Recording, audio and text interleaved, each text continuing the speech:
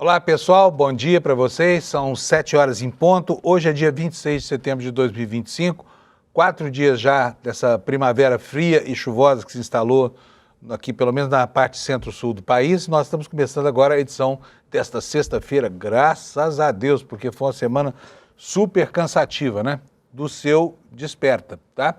E foi uma semana cansativa e foi uma semana que colocou elementos de dúvida no cenário, né? Hoje eu vou contar para vocês uma história do que está acontecendo com relação ao movimento de insurreição e ao movimento Lesa Pátria, que Eduardo Banani e Paulo Figueiredo vem movendo lá nos Estados Unidos. A semana começou, né, com o Lula na ONU ganhando a simpatia, pelo menos a simpatia aparente do presidente Donald Trump. Isso fez com que a extrema-direita, de repente, fizesse coisas do arco da velha, como por exemplo, e isso parece algo muito sério, porque é um movimento nuclear que vai perdendo o seu núcleo de decisões, né? Mas o que está acontecendo lá nos Estados Unidos? Eduardo Bolsonaro e Paulo Figueiredo, que já vinham numa campanha insólita, parece que perderam completamente o juízo e agora estão dizendo que Bolsonaro não responde por si mesmo, porque seria vítima de uma conspiração e não teria condição de decidir o seu próprio destino. Então, os apelos de Bolsonaro, feitos indiretamente para que o filho cale a boca, pelo menos um pouco para não atrapalhar, não surtem efeito nenhum. Por quê? Porque de lá o que se diz é que ele não está em condição. É como se tivesse interditado Bolsonaro, um velho, doente, caquético, que não pode falar sobre o que é melhor para ele mesmo. Não é incrível isso, né? E aqui aparece uma ponta do mal em si. Nós já vimos, algumas semanas atrás, a maneira desrespeitosa como o Eduardo Bolsonaro trata o próprio pai.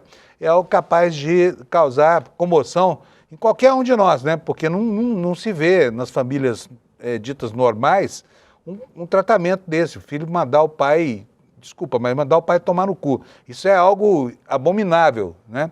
E eu estou pedindo desculpa aqui por usar essa expressão, mas ela está na correspondência trocada entre pai e filho, como a gente viu exaustivamente aqui esses dias. Agora, esse filho ingrato, né, trata o pai como se o pai fosse um completo idiota, incapaz de decidir seu próprio destino. A gente vai tratar bastante disso hoje e também de outros assuntos, né? Há um clima de incerteza em relação à votação do imposto de renda. Por quê? Porque o núcleo golpista renovado, ou o núcleo golpista refundado, esse núcleo golpista do Michel Temer e do Aécio Neves, conseguiu botar na cabeça do Paulinho, que é um serviçal dessa galera aí, que ou se vota a anistia antes ou não se vota o imposto de renda.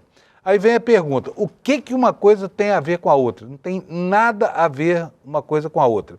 Mas a proposta que era de votar na próxima quarta-feira a anistia, corre agora um certo risco, embora Hugo Mota tenha afirmado que, independentemente de haver acordo ou não haver acordo sobre a dosimetria, sobre redução de penas, o assunto vai para o plenário. E vai para o plenário em que condição? Ele desagrada tanto ao campo progressista quanto à extrema-direita, que só aceitam a solução capaz de livrar Bolsonaro dos crimes que cometeu e pelos quais já foi sentenciado, tá? Esses são os assuntos de hoje.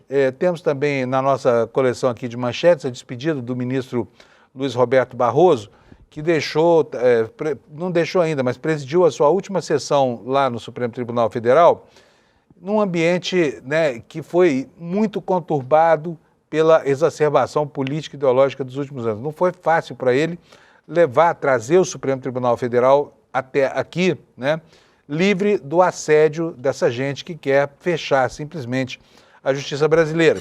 Então é assim que a gente começa o nosso programa de hoje, com esses destaques. E eu já vou chamar aqui o meu companheiro Alex Amorim, porque ontem nós tivemos aí, né, o São Paulo eliminado. A minha netinha Manu está muito triste com isso, viu? Porque ela é São Paulina. Aliás, ela é São Paulina trans, porque ela era corintiana antes, viu, o Alex? Então ela está na zona de transição por enquanto, passando de um para o outro, né? Isso. Mas, enfim, o Palmeiras pelo menos se livrou de ter que enfrentar o São Paulo na próxima rodada. Vai ser a LDU, o adversário do Palmeiras, rumo às quartas, não é isso? O rumo à semi, mas rumo à semifinal, exatamente. Bom dia, sextamos, bom dia a todos, bom dia comunidade, bom dia Panuso. Então, ontem, Panuso, já vou até colocar a arte na tela, O São Paulo perdeu jogando em casa. Foi o gol de Jason Medina aos 41 minutos. São Paulo estava em cima, porém perdeu muitas chances. Teve uma chance do Luciano, cara a cara, que ele chutou para fora. E nisso o São Paulo, como perdeu de 2-0 lá em Equador, aqui perdeu de 1-0. O agregado foi 3-0.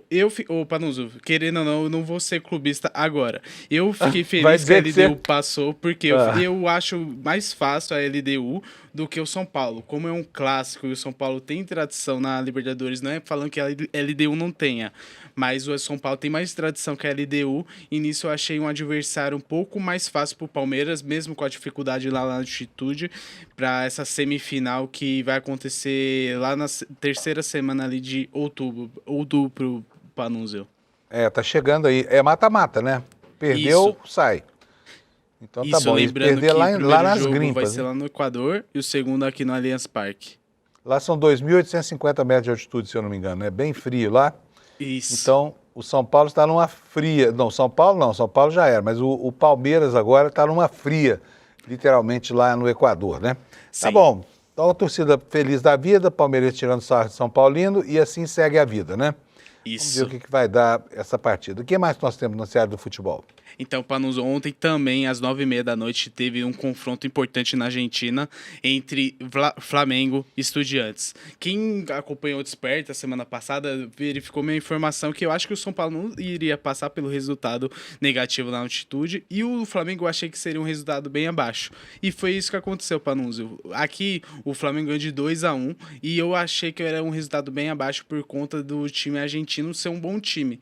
Lá na Argentina, eles fizeram um gol aos 47 minutos do primeiro tempo, com o Gaston. E nisso, como foi 2-1 o primeiro jogo, uma vitória mínima do time argentino levava para os pênaltis. E nisso, o Rossi defendeu o pênalti decisivo e o Flamengo conseguiu passar nos pênaltis e vai pegar um adversário mais difícil ainda, que é o Racing, que é um dos melhores clubes que está atuando agora na Libertadores, Panunzio. Muito bom. Isso é tudo? Isso é tudo, pessoal. Estou por aqui. Qualquer coisa pode me chamar, Panunzio. Muito bom, Alex. Obrigado para você. Então, sexta-feira, dia de expectativas no futebol, né? Eu esqueci de falar aqui para você na abertura, mas vou falar agora. Nós estamos no meio de uma discussão sobre o destino imediato do Bolsonaro. O que vai acontecer com o Bolsonaro? Vai para Papuda, não vai para Papuda? A defesa dele anteontem entrou com um pedido de retirada das medidas cautelares, que são prisão domiciliar, tornozeleira e a necessidade de ficar fora das redes sociais, né? E aí vem a dúvida. Será que esse pedido tem fundamento? Muitos advogados, inclusive advogados do campo progressista, como por exemplo o Bruno Salles, que é vice-presidente do grupo Prerrogativas, acham que sim, que o pedido está certo, porque assiste a qualquer brasileiro, de repente, não estar preso, né, enquanto não é transitado em julgado o processo ao qual responde, e é o caso de Bolsonaro. Ele já foi condenado, mas o processo ainda não transitou em julgado, ele tem direito ainda a um recurso, que será um embargo de declarações. Dificilmente, é quase impossível que os advogados consigam um embargo chamado embargos infringentes, né? Então, está lá o Bolsonaro numa situação meio de limbo. Agora, o que fazer com relação a ele, né? Se ele já não pode mais interferir no curso de um processo, porque o processo já terminou, será que ele pode sim ainda ficar submetido a medidas cautelares? Por outro lado, Bolsonaro, ao longo de todo o tempo, deu demonstrações de que poderia empreender fuga, poderia fugir do Brasil. Foi encontrado com ele uma minuta de uma carta pedindo asilo político ao presidente da Argentina, Javier Milei, e é preciso lembrar que ele passou um carnaval inteiro na Embaixada da Hungria porque achou que ia ser preso, então já se mandou previamente. E os Estados Unidos vivem dizendo que acolheriam lá Bolsonaro como refugiado político, que dá a ele uma vantagem, porque a Embaixada dos Estados Unidos fica no caminho da casa dele até o Supremo Tribunal Federal. Mas muitos advogados insistem que, como não pode mais alterar o rumo do processo ou coagir autoridades do Poder Judiciário, porque já foi condenado, Bolsonaro então teria que ser solto, tá? Teria que ficar à vontade até o trânsito em julgado. Por outro lado, nós temos aí a Procuradoria-Geral da República já na fase de finalização de um outro inquérito, né, que já indiciou, ou que já denunciou Eduardo Bolsonaro, filho de Bolsonaro, e o Paulo Figueiredo por coação no curso do processo. E aí tem um detalhe no relatório que a Procuradoria-Geral da República apresentou ao Supremo Tribunal Federal. Ela deixou a entender que Bolsonaro pode ser ainda denunciado no curso desse outro processo, uma vez que ele mandou o dinheiro, 2 milhões de reais, que financiam a estada do filho lá nos Estados Unidos. Então nós vamos saber hoje do Bruno Salles qual é a opinião dele, que é um garantista do campo progressista, sobre Bolsonaro hoje em dia. A outra questão é para onde vai Bolsonaro depois do trânsito julgado. Vai para Papuda? Vai para instalações militares, um quartel qualquer? É o que diz a legislação, né? Então, é bem provável que a gente não o veja na Papuda. Ou será que nada disso? Vai ficar preso em casa mesmo, como está, por exemplo, o ex-presidente Fernando Collor, por causa da idade e por causa de supostas doenças que ele alegou à justiça. Então, nós vamos tratar de tudo isso no jornal de hoje, tá bom? Mas vamos começar pelo começo. Vou começar pela previsão do tempo. Vamos ver como é que está o mapa do Brasil. Gente, olha, chuvarada em toda essa área alaranjada aqui, que vai de Rondônia até Goiás e Tocantins, né? Passando pelo sul do Pará. Então, olha, chuvarada com tempestades aqui é um alerta laranja, um alerta severo, tá? O que vai acontecer nessa região aqui, que costuma, nessa época do ano, está bastante seca, né? Chuva entre 30 e 60 milímetros por hora, acumulando até 100 milímetros por dia, ventos de até 100 km por hora, queda de granizo, o risco de corte de energia elétrica, estraga em plantações, que lá nessa região já não tem mais, porque nós estamos em pleno período da seca, queda de árvores e alagamentos. Isso aqui numa cidade como São Paulo, por exemplo, forma um quadro aterrador, né? Mas lá no norte não forma. Ao contrário, as pessoas lá gostam da chuva. E a chuva vai acontecer em toda essa área amarela do mapa, que vai lá desde o oeste do estado do Amazonas, passa pelo estado do Acre, vem pelo centro-oeste e acaba no interior do Nordeste, inclusive, olha, com alerta de vendaval no interior da Bahia, tá? Uma região que é polvilhada de aerogeradores aqui. Vamos ver de quanto vai ser o vento aqui nesse local aqui, só para que a população de lá se acautele. Ventos de entre 40 e 60 km por hora, com baixo risco de quedas de galhos de árvore, é o que diz aqui a previsão do Instituto Nacional de Meteorologia.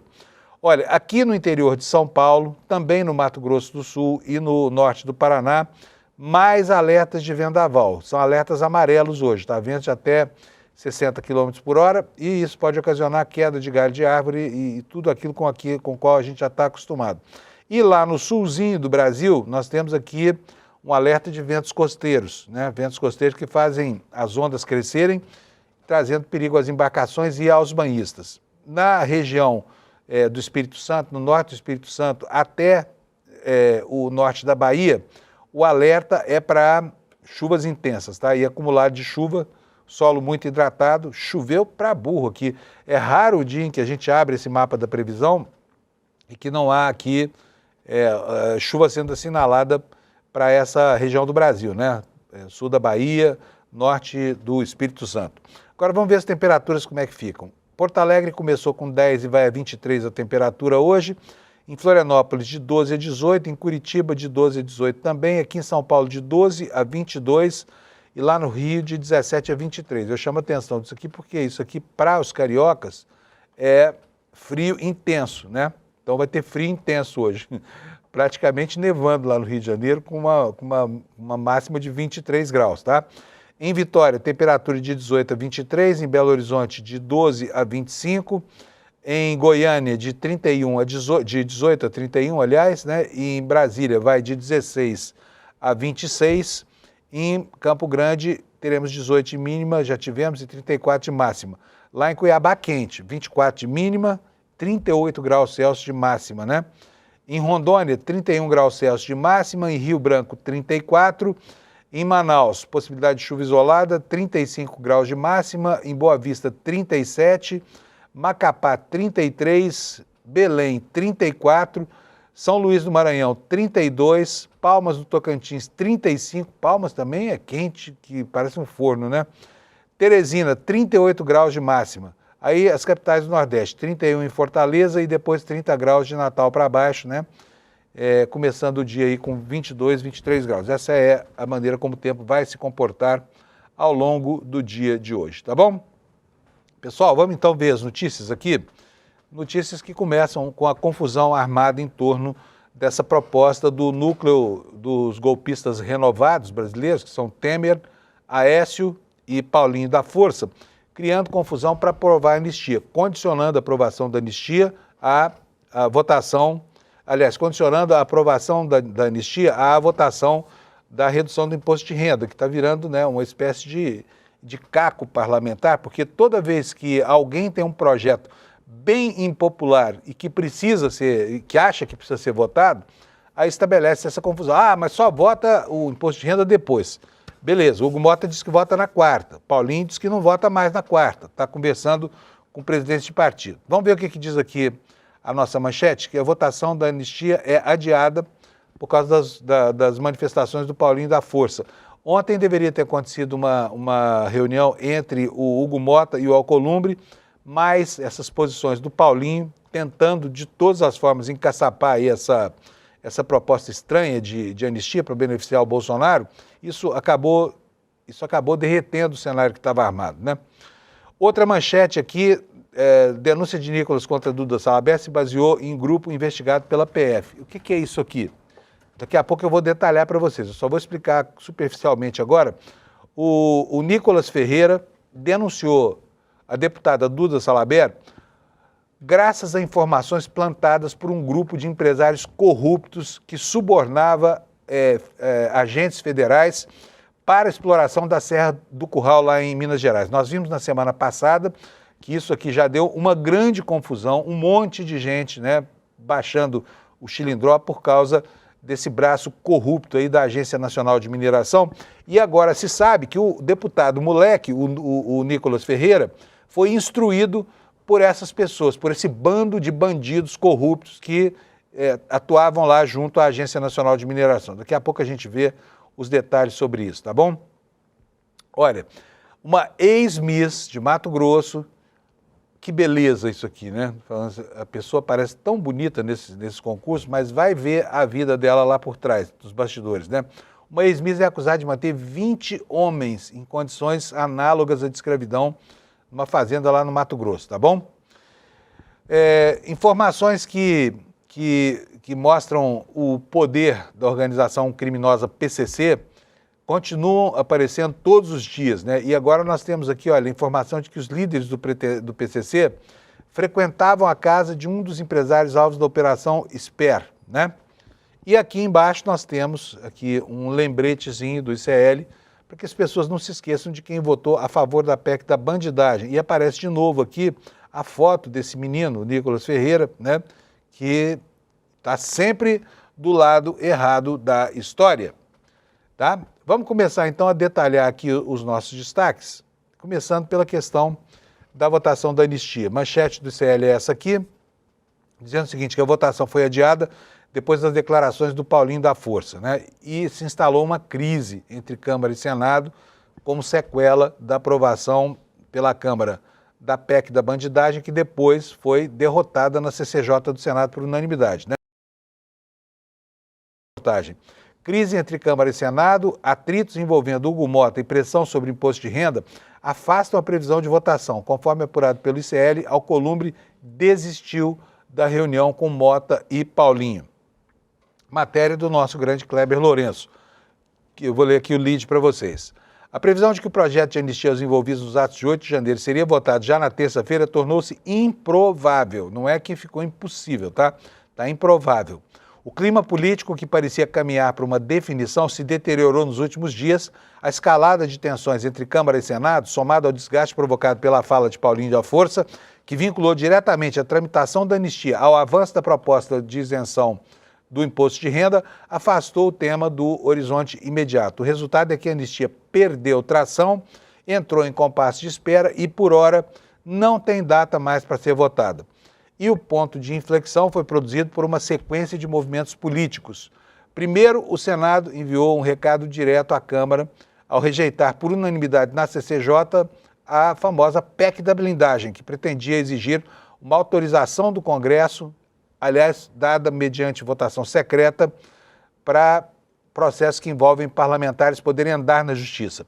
Esse gesto foi interpretado por deputados como um corte seco em qualquer tentativa de autoproteção institucional. Em seguida, o presidente do Senado, Davi Alcolumbre, cancelou uma reunião que teria com Paulinho da Força e Hugo Mota para discutir os rumos da anistia. Esse encontro, conforme antecipou o ICL, foi suspenso sem reagendamento e se transformou em símbolo do distanciamento entre as duas casas. Enquanto isso, a condução de Hugo Mota do Republicanos passou a ser alvo de críticas cada vez mais... Aliás, esse Hugo Mota só é criticado, né, gente? Tudo quanto é lado, ele apanha, parece um João Bobo, sabe aquele boneco que apanha dos dois lados?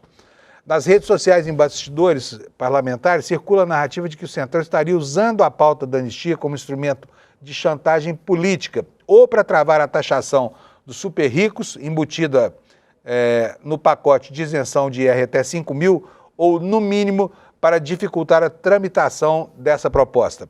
A frase de Paulinho da Força após a reunião com a bancada do PT, nesta quarta-feira anteontem, consolidou essa percepção. E o que foi que ele disse? Ele disse o seguinte: acho que se não votar isso, não vota o IR. A declaração pública foi recebida como uma ameaça direta e ampliou o isolamento de Mota, reforçando a ideia de que a Câmara estaria submetida a uma estratégia de condicionamento, né?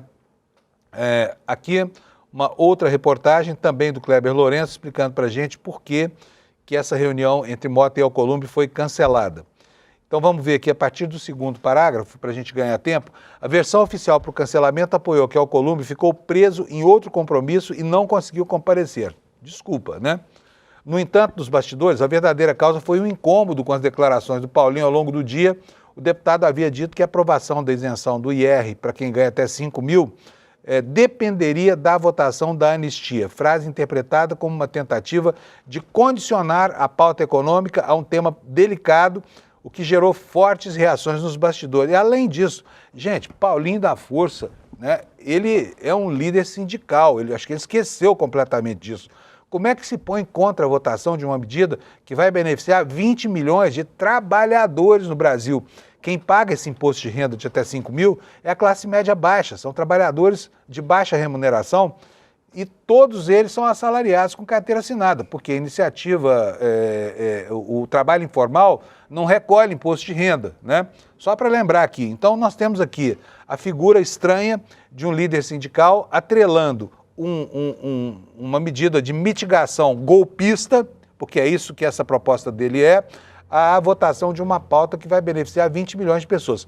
Então, no ano que vem, em janeiro, se o seu contra-cheque, você que ganha até 5 mil, não vier sem esse desconto do imposto de renda, que não é pequeno, você se lembre desse deputado, tá? Paulinho da Força, que quis atrelar a anistia à votação do imposto de renda, ou quis atrelar a votação do imposto de renda à votação da anistia, o que é uma barbaridade, né? E aí vem aqui o Hugo Mota dizendo que deve priorizar a pauta econômica, né? Fala o seguinte: o cancelamento da reunião não é apenas um episódio isolado, mas parte de uma sequência de atritos que vem marcando a relação entre Câmara e Senado. Depois que o Senado enterrou a PEC da bandidagem, deputados e senadores tentavam demonstrar algum sinal de recomposição institucional. A expectativa era que o encontro servisse para indicar uma retomada do diálogo, mas a estratégia do Paulinho acabou tendo efeito contrário. Para Davi Alcolumbre, né, presidente do Senado, atrelar a isenção do imposto de renda à anistia representa risco político excessivo, além de ser lido como pressão indevida sobre o Senado. E aliados do Hugo Mota chegaram a fazer críticas públicas ao Senado nessa quarta-feira. Um dos exemplos foi do professor Luizinho, né, que é líder do PP, e acusou o Senado de deixar a Câmara exposta com a derrubada da PEC da blindagem. Quem mandou os deputados se aferrarem a um assunto tão pernicioso quanto esse, não é verdade? Ficam querendo sacanear o Senado, que dessa vez agiu direito. Agora, na relação institucional entre Câmara e Senado, esse conflito sempre foi latente, porque o Senado, em qualquer regime bicameral, é a casa revisora, ou seja, ela tem a atribuição institucional, legal e constitucional de rever coisas que foram aprovadas pela Câmara. Tanto assim que o Senado tem autonomia legal para barrar propostas estapafúrdias como essa proposta que acaba de ser rejeitada de dar imunidade plena, né, a líderes políticos, deputados com mandato e até presidentes de partido do perfil de um Antônio Rueda, né, quem mais? De um Ciro Nogueira, né, de um Valdemar da Costa Neto.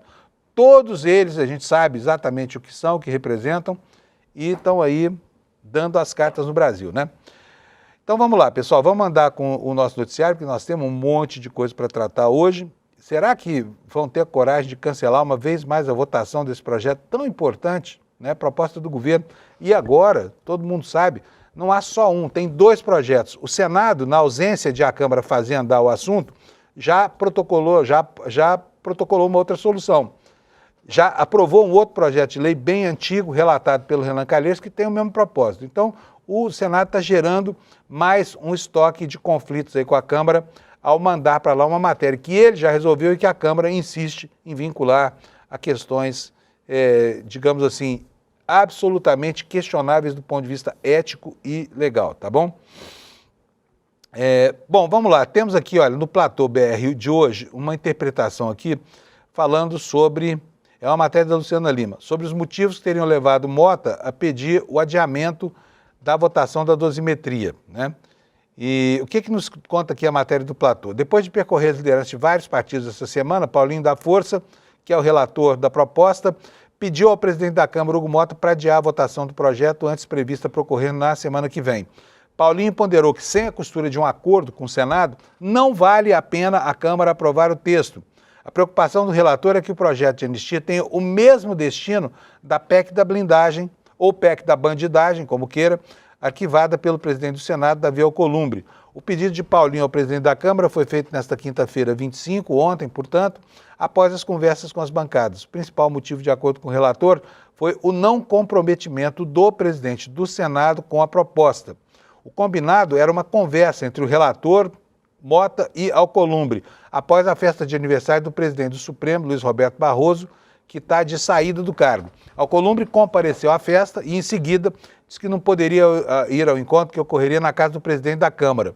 Nesse momento, segundo o relator, ficou evidente que o presidente do Senado não se empenharia na votação da anistia, ou mesmo da dosimetria, que levaria a uma redução das penas dos condenados. E aqui todos os bastidores dessa informação aqui. Portanto, o Alcolumbre estava numa festa e falou, agenda cheia, não vou, não posso ir, não tem tempo a perder com essa gente. Mas vamos lá, prosseguindo aqui com o texto do Platô. Abre aspas aqui para uma declaração do Paulinho. Ele tinha dito que ia ao aniversário e depois nos encontraríamos.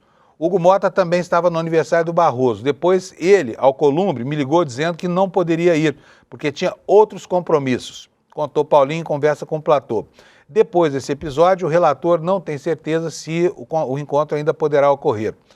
Mais uma vez, aspas aqui para o Paulinho. Hugo disse que poderíamos marcar novamente, vamos ver se vai acontecer na próxima semana, acrescentou. E com esses contratempos, o relator disse à Mota que o projeto não deve ser pautado enquanto não houver um acerto com Davi Alcolumbre. Ele de novo aqui falando.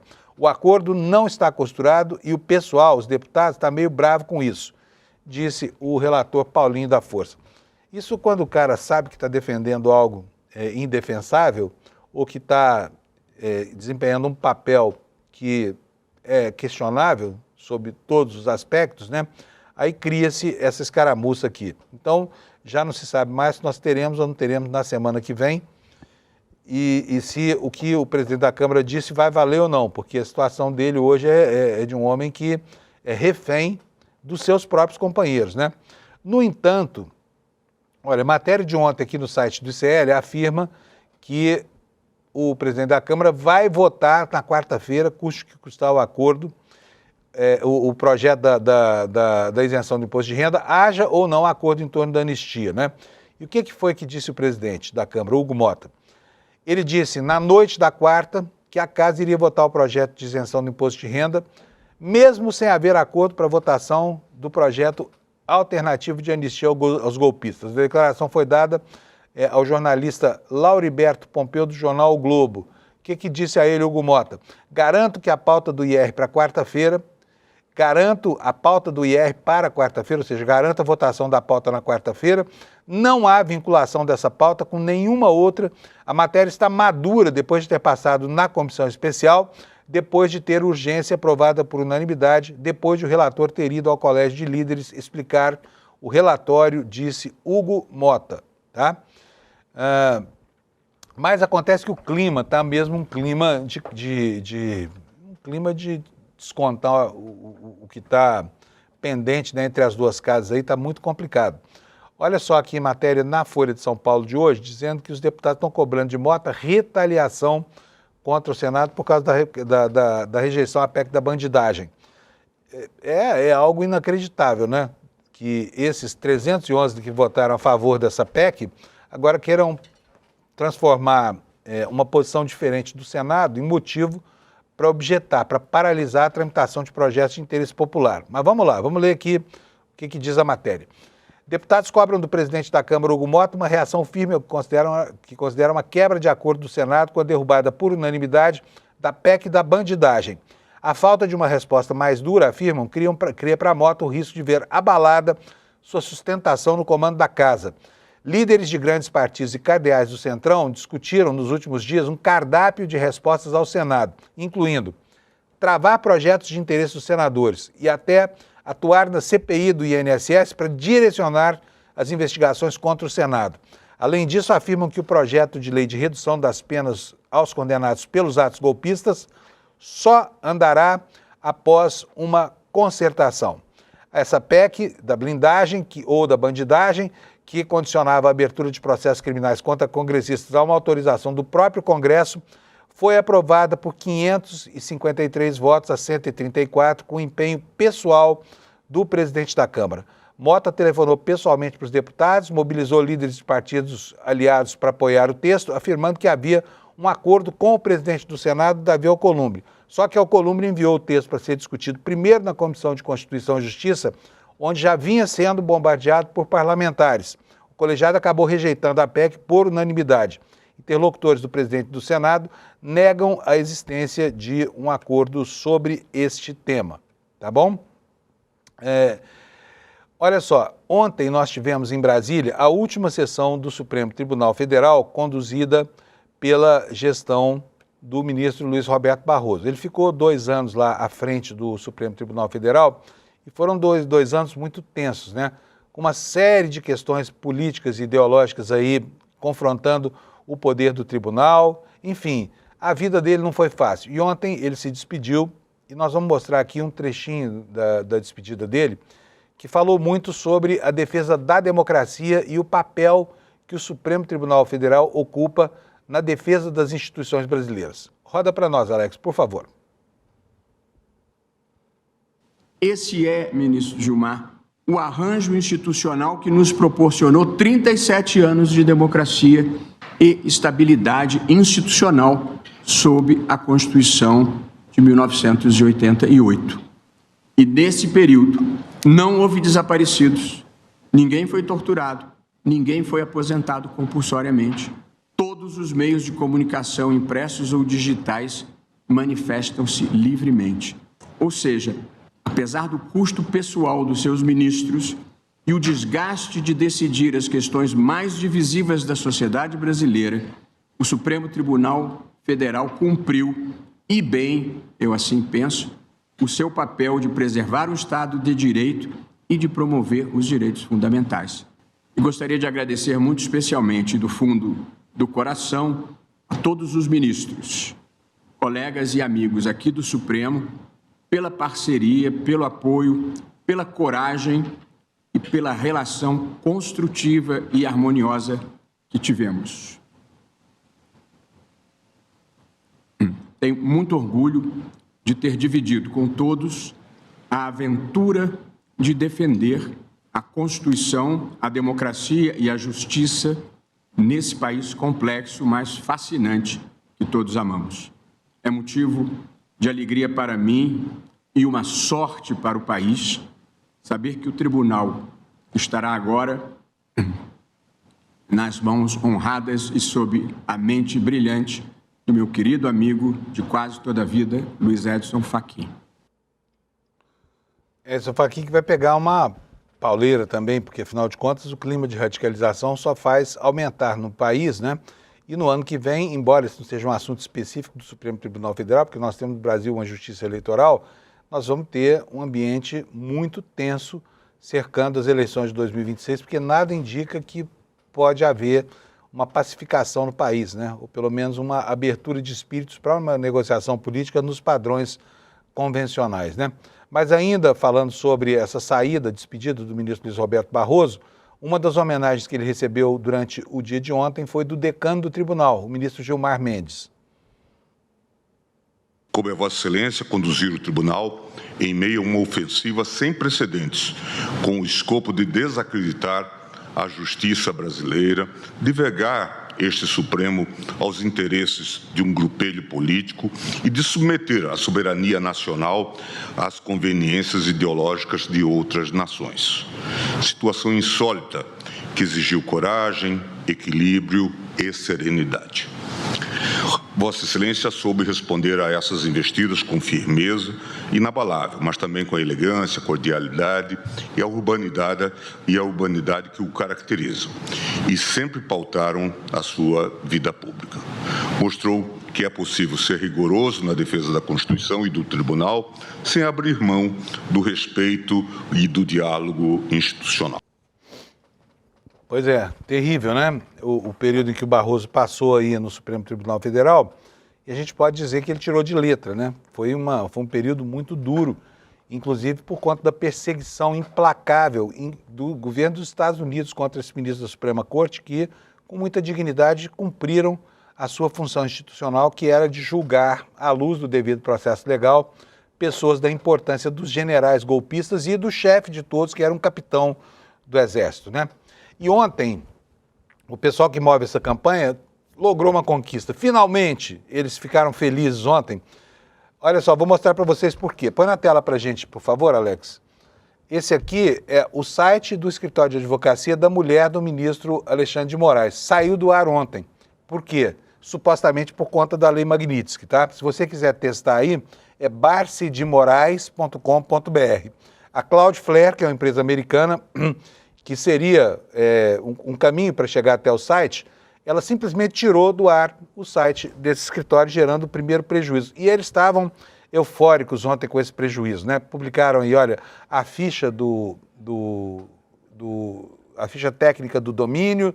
Isso aqui não significa nada, mas comemorar porque foi a primeira vitória deles desde que eles começaram essa campanha hedionda contra os juízes brasileiros. Então está aqui anotado o escritório Barce de Moraes, da mulher do ministro Alexandre de Moraes, caiu, a Cloudflare, cumprindo lá as ordens do governo americano, retirou o site do ar. E aí o Paulo Figueiredo, esse golpista de 3 gerações, diz o seguinte, ó, Alexandre manda a Cloudflare derrubar o X, o Twitter.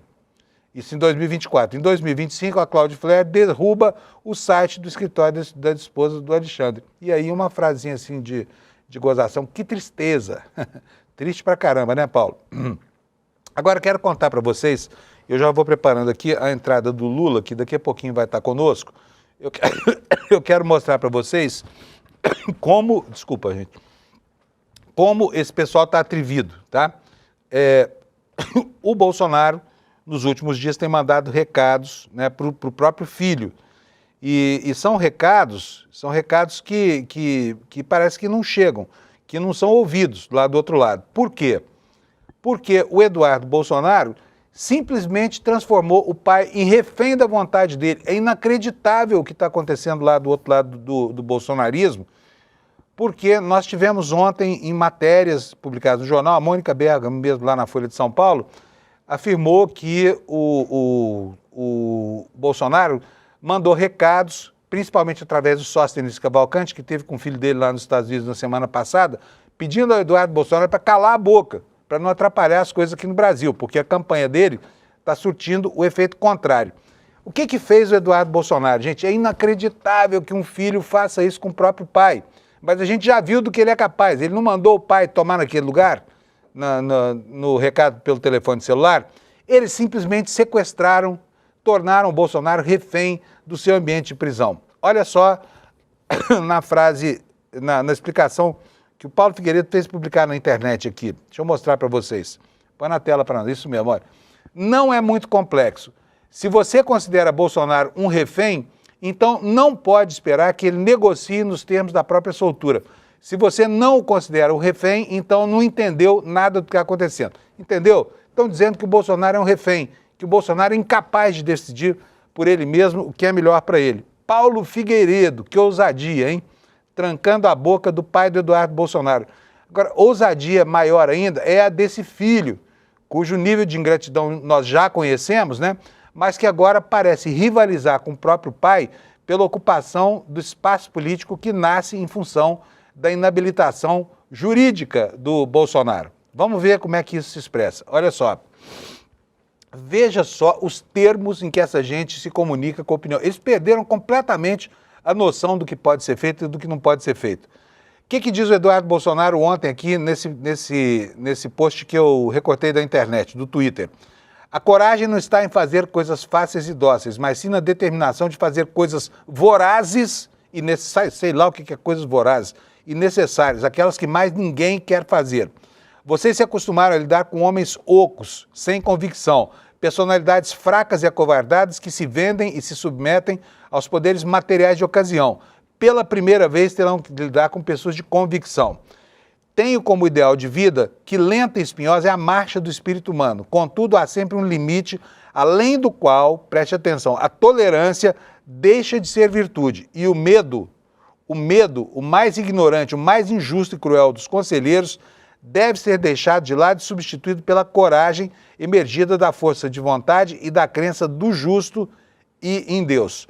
Pois tudo o que é preciso para que o triunfo do mal é que os homens bons nada façam. Aí vem o finalzinho aqui, e é isso que eu quero que você perceba. Olha. É nesse truísmo elementar que estou disposto a ir até as últimas consequências para conseguir a anistia ampla e restrita. Será vitória ou vingança, mas não haverá submissão. E aqui eu ressalto que não haverá submissão nem mesmo ao próprio pai. E qual é o efeito que isso gera entre os descerebrados do bolsonarismo, entre os radicais que sobraram no fundo desse funil ideológico, né, que é pouca gente, sabe? Não é tanta gente assim. O que sobra disso? Gente como esse que você vai ver na tela, Mafinha. O cara tem menos de 40 mil seguidores, portanto é um nada na internet, mas de qualquer maneira é um dos imbecis que seguem à risca a cartilha do Eduardo Bolsonaro. Quando disseram que Bolsonaro está praticamente inabilitado para a sua vida civil e política, esse cara falou o seguinte, olha, deixa eu falar uma coisa para os bolsonaristas. Ignorem o que o pessoal frouxonarista, guerreiros de sofá, liberais, MBL, esquerdistas e afins vão escrever aqui nos comentários. Ninguém pode duvidar de quanto fui leal à causa do presidente Bolsonaro. Nunca fui alguém importante, realmente, nunca ouvi falar de você. Mas vamos lá, nunca fui relevante ou muito sério, mas sempre fiz o que considerei certo para o país que amo. Apoiar o presidente Bolsonaro contra as elites financeiras, políticas e judiciais. Aqui me perguntam onde que esse cara está com a cabeça, tá?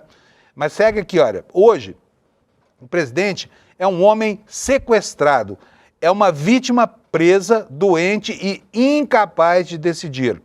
Nessas condições, ele não tem como liderar nem como orientar. Dito isso, a partir de hoje, só apoiarei o que Eduardo Bananinha decidir para o movimento do qual me sinto parte, o bolsonarismo. Nenhuma fala vinda de quem visita o presidente sobre o que ele quer ou não, eu levarei em consideração. Apenas o que Eduardo decidir, eu considero bolsonarismo verdadeiro. Vocês entenderam o tamanho do disparate, do absurdo? Os bolsonaristas radicais isolaram o Bolsonaro, estão interditando o Bolsonaro. E para falar sobre isso, eu vou pedir a ajuda do meu amigo Lula Costa Pinto, que a partir de hoje é um patrimônio da audiência deste telejornal matinal. Bom dia, Lula.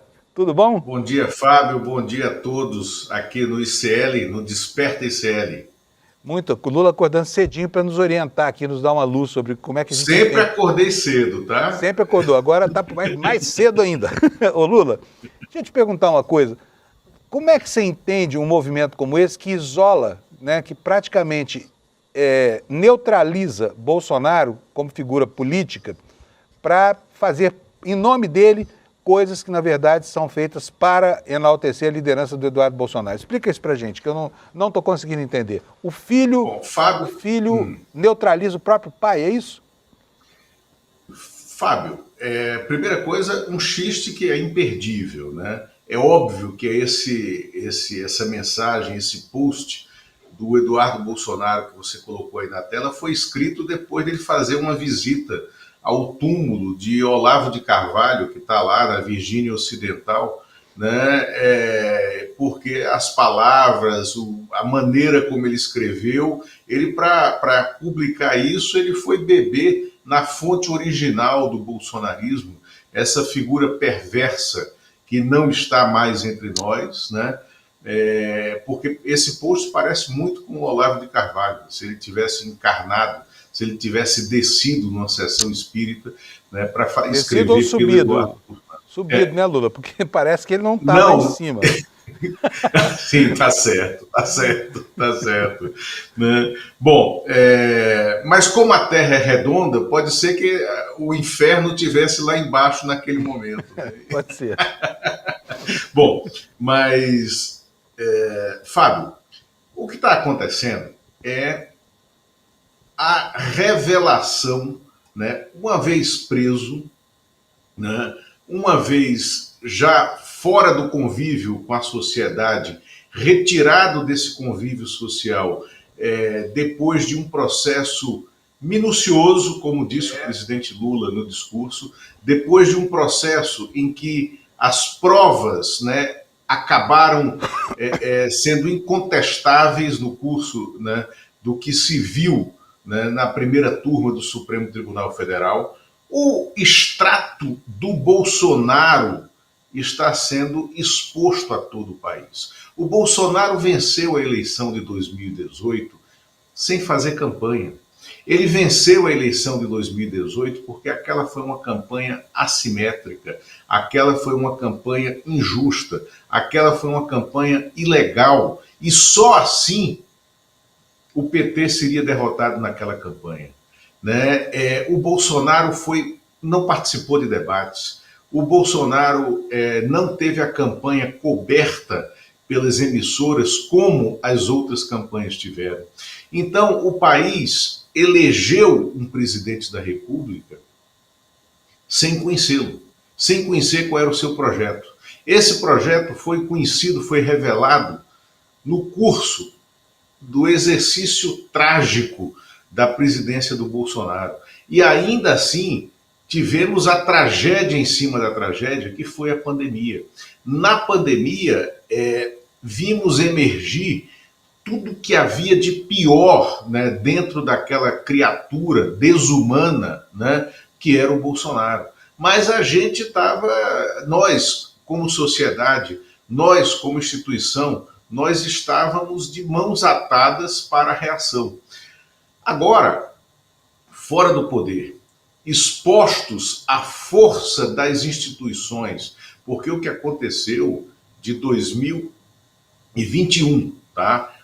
2021 para cá, foi a resistência da sociedade, né, à tentativa de golpe, às reiteradas tentativas de golpe, e de 8 de janeiro de 2023 para cá, foi a preservação da democracia brasileira pela força dessas instituições. Então, o que é que aconteceu a partir daí? O bolsonarismo, que não tem nada, que é vazio, que não tem projeto, que não tem proposta, que não tem ideias, que é preenchido por ódios e recalques, né? E foi isso que eles conseguiram colocar na agenda brasileira, ódios e recalques, e promover um retrocesso brutal, está emergindo agora, né? E a gente vê o que é essa relação. Você imagina que a gente está descobrindo pelos posts, pela troca de mensagens como aquela que você citou há pouco, aqui mesmo, hoje no Desperta ICL, aquela mensagem de um filho esculhambando um pai, mas de uma maneira, num trato, né, que é inimaginável, né, entre pai e filho, daquela forma como acontece. Então a gente está descobrindo que esse povo não tem nada na cabeça. E aí volta um ponto: o Bolsonaro nunca foi um ator político, nunca. Né? Ele não ia virar um ator político porque chegou por acaso à presidência da República. O Bolsonaro, na presidência da República, ele foi um títere de um projeto que era muito maior do que ele, que era o projeto desses militares das Forças Armadas deformados por um processo de formação militar que estava completamente desfocado da realidade brasileira, que depois do 8 de janeiro começou a entrar nos eixos, muito por conta do comandante-geral do Exército, Tomás Paiva, que está reformando toda a formação da Academia Militar, das Agulhas Negras, da Escola Superior de Guerra, né, que agora é a Escola Superior de Defesa. O Brasil, nesse governo do Lula, fez um movimento contrário ao do Trump. O Trump transformou o Pentágono em Ministério da Guerra, né? E nós transformamos a Escola Superior de Guerra em Escola Superior de Defesa, né? Num movimento tranquilo. Então, o que está acontecendo, Fábio, é a exposição do que há de pior do extrato do bolsonarismo nessa troca de mensagens. E aí, depois eu queria entrar com você na questão política, porque começou a se revelar agora o que vai acontecer segunda-feira, né, quando o Bolsonaro encontrará o Tarcísio. Mas vamos falar disso mais para frente. Esse tempo nosso, que infelizmente não é muito grande, mas para falar sobre essa questão do Paulinho da Força, né? Porque ontem embaralhou todo o jogo de novo e nós temos aí outra vez vinculada a uma questão que não tem nada a ver, que é essa pauta do imposto de renda, a questão da anistia. E eu já tinha falado aqui antes, quando apareceu o Michel Temer junto com o Aécio, que onde tem essa dupla tem cheiro de golpe, né? A última vez que o Temer saiu da catacumba foi lá em 2021 para tentar fazer a ponte de novo entre um Bolsonaro que tinha acabado de chamar o Xandão de canalha e disse que não ia cumprir ordens judiciais, e aí o Temer atuou para acalmar as coisas. E agora volta Temer com Aécio, que é o golpista de 2017, fazendo aí uma campanha de novo para tirar a responsabilidade criminal dessas pessoas. Eu queria saber como é que está o clima na Câmara. Vai votar na quarta-feira, afinal, não vai votar na quarta-feira a pauta do imposto de renda? Como é que você acha que vai ser essa semana que vem? Fábio, a gente sabe que o Temer e o Aécio, aonde puderem roubar alguma coisa, eles estão roubando. Nesse caso, eles tentaram roubar até protagonismo. Eles tentaram roubar o protagonismo do presidente do Senado, Davi Alcolumbre, que é o verdadeiro autor, né, dessa proposta de conciliação política a partir de alguma redução de pena, né, para enterrar a ideia de qualquer anistia. Mas a proposta do Davi Alcolumbre é de uma redução de pena que contemple, né, os que foram a massa de manobra que fez o quebra-quebra, por ordem, determinação e projeto dos autores do núcleo crucial já julgado e condenado. E, se possível, até aumentar pena desse núcleo crucial. Então, era isso que estava posto. Aí, o Hugo Mota coloca o Paulinho da Força, que a gente chama há muito tempo de Paulinho da Farsa, né? Coloca o Paulinho da Força como relator desse projeto. O Paulinho, achando que estava nos píncaros da glória, né, da ribalta, ele chama o Aécio e o Michel Temer para serem coprotagonistas nesse processo, e não é à toa, é porque no submundo de Brasília está se discutindo a formação de uma federação que contenha o MDB e o Solidariedade, e o Michel Temer é contra essa federação, né, porque uma federação entre o MDB e o Republicanos, e o Michel Temer é contra essa federação, porque ela tiraria o protagonismo do próprio Michel Temer e do MDB, uma vez que o Republicanos é maior, né, mais forte que o MDB, e o Republicanos está no universo, na área de influência da Igreja Universal do Reino de Deus, né, que tem uma bancada muito forte. E a outra federação que se discute é MDB, PSDB e Solidariedade, que são aqueles três, daquela foto de oportunidade produzida pelo Paulinho.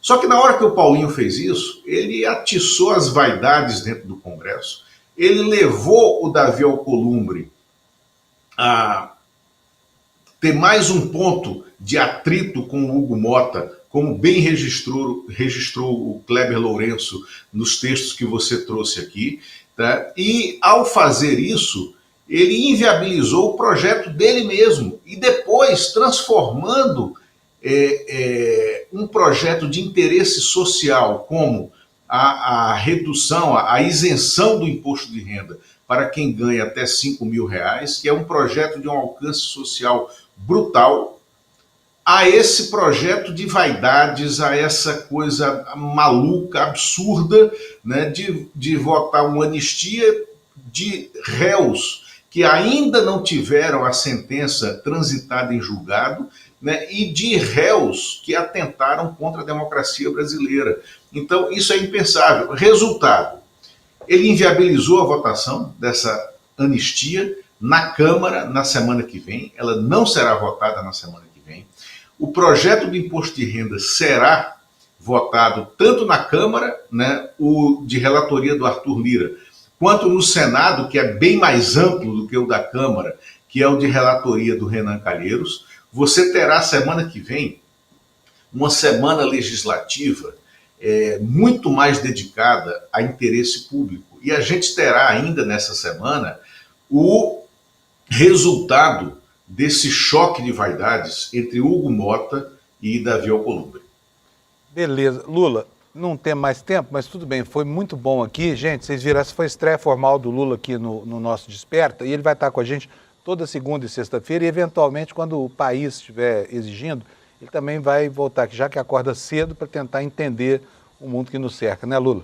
Um abração para você, muito obrigado, foi muito boa aqui a sua participação e a audiência está adorando, viu? Fala, o Prefé é ótimo, para mim é um prazer, e quando você precisar, pode chamar mais cedo, que assim, desde a universidade, às 5h30 da manhã, eu estou de pé, tá? Tá bom, Lula. Um abração para você, obrigado por tanta generosidade aqui com a gente. Tá? O pessoal da audiência aqui agradece. Nós somos mais de 30 mil agora assistindo aqui o Desperta e estamos em primeiro lugar. Mas não acabou ainda, eu prometi para vocês que eu ia mostrar aqui um trechinho de uma entrevista que eu fiz ontem com o Bruno Salles, que é advogado, é vice-presidente do Grupo Prerrogativas, é um advogado progressista e, ao mesmo tempo, é um advogado garantista muito responsável. A primeira questão que ele colocou é justamente sobre as medidas cautelares de Bolsonaro, porque isso está em discussão agora. Os advogados do Bolsonaro pedem a supressão das cautelares, uma vez que ele não é mais capaz de atuar para confundir os julgadores no processo, né? Então, o Bruno Salles colocou o ponto de vista dele. E olha, qualquer cidadão na condição do Bolsonaro agora se livraria dessas cautelares. Mas será que o Bolsonaro pode ficar sem uma tornozeleira? Será que ele pode sair de casa? Será que ao permitir isso a justiça não está dando a ele os elementos de fuga que ele tanto busca desde sempre? Vamos ouvir o que nos disse o Bruno Salles. Roda para nós, por favor, Alex. O que acontece agora é que os advogados dele estão sustentando o quê? Como já houve uma investigação, e nessa investigação, dessa investigação só resultou uma denúncia contra o Paulo Figueiredo e contra o Eduardo Bolsonaro, não haveria razões, fundamentos fáticos para sustentar uma prisão contra o Bolsonaro. Por quê? Para a gente lembrar, os requisitos para uma prisão cautelar são o fumus bono iuris, que nada mais é do que prova de materialidade e indícios de autoria de que uma pessoa cometeu um determinado crime. E o perigo in mora, que aí pode ser várias coisas. Pode ser o perigo de fugir, o perigo de estar coagindo testemunhas ou coisas do tipo. Ordem pública, ordem econômica, são esses os requisitos. Então, no caso do Bolsonaro, a defesa dele sustenta, terminou a investigação aqui, tanto que denunciou essas duas pessoas. E não me denunciou. Logo, eu faço jus à minha liberdade.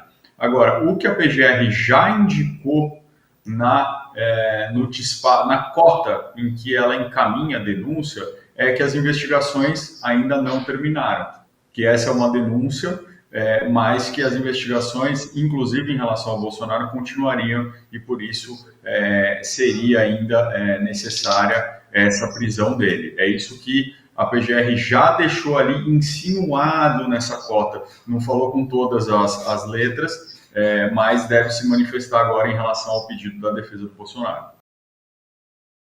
Bom, então vocês viram aí, né? Aí vem a segunda questão, né? Que é essa história de que a justiça não é bobinha e não vai facilitar a vida do Bolsonaro, portanto, se houver a supressão das cautelares, o que os advogados, eu conversei com vários advogados ontem, e todos eles dizem que talvez ele não se livre da tornozeleira eletrônica. Só que aí tem um problema, viu, gente? A tornozeleira eletrônica não apita a cada movimento, ela demora um pouco. Portanto, se Bolsonaro resolver fugir com a tornozeleira eletrônica e, enfim, não tiver sob escolta, ele vai fugir, tá? É o que vai acontecer. Assim terminamos a edição da semana, sextou, vamos embora para casa todo mundo para aproveitar o descanso. E quero lembrar para vocês que agora, no domingo, nós vamos ter aqui no ICL o Guia da Liberdade Financeira, essa aula online super útil com o Eduardo Moreira, para que você saiba como se defender das artimanhas do mercado financeiro e aproveitar ao máximo as oportunidades de rentabilizar as suas aplicações e os seus investimentos, tá bom? Você só precisa pegar o seu convite aqui no despertaicl.com.br para participar dessa aula do Guia da Liberdade Financeira, muito legal para você aprender a cuidar bem do seu suado dinheirinho. Bom fim de semana, aproveite bastante, descanse bastante, faça uma atividade esportiva. Segunda-feira a gente se encontra aqui, eu, você e o Lula, no Desperta às 7 da manhã. Tchau, bom fim de semana para todo mundo. Você morre de medo de fazer um investimento que não seja caderneta de poupança ou o CDB do seu banco? Que bom, claro, porque o medo é uma coisa que protege a gente. E enquanto você não adquirir o conhecimento que você precisa ter, fique com o teu medo, para não cair em nenhuma dessas roubadas que estão o tempo inteiro sendo oferecidas na internet. O que eu venho te dar hoje é um presente. No dia 28 de setembro, um domingo, às 8 horas da noite, eu vou dar uma aula para te ensinar todo o básico de finanças e investimentos de uma maneira muito simples. O Guia da Liberdade Financeira. Domingo, dia 28, às 8 horas da noite.